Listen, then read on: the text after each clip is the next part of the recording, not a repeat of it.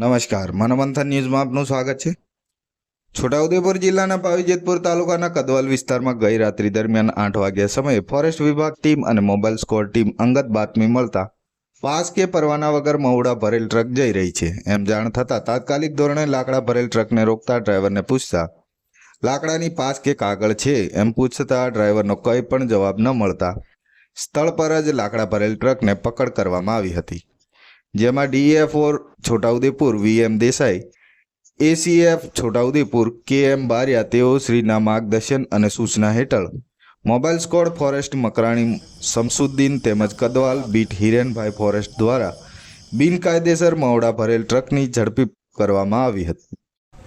શંકાસ્પદ તપાસ કરતા મહુડા ભરીને જતી લાકડા ભરેલ ટ્રકને રોકતા અને ડ્રાઈવરને પૂછપરછ કરતા કોઈપણ મહુડા ભરેલ ટ્રકનો કાગળ ન મળતા મહુડા ભરેલ ટ્રક ગાડી નંબર GJ7U 7619 જબુગામ સેલ ડેપોમાં લઈ જવામાં આવી અને કાયદા મુજબ કાયદેસરની કાર્યવાહી હાથ ધરવામાં આવી છે।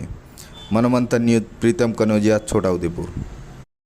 આજરોજ મહેરબાન નાયબ વન સંરક્ષક છોટાઉદેપુર શ્રી VM દેસાઈ સાહેબના માર્ગદર્શન અને તેમની સૂચના હેઠળ એક વગર પાસ પરમિટનો ટેમ્પો મહુડાના લાકડા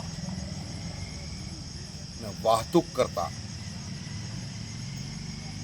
અટક કરેલ છે કદવાલ ફોરેસ્ટર અને મોબાઈલ સ્કોડ બોડેલીએ આગળની કાર્યવાહી માટે જબુગામ સેલ ડેપો ઉપર ટેમ્પાને લઈ જવાની કાર્યવાહી કરવામાં આવેલ છે।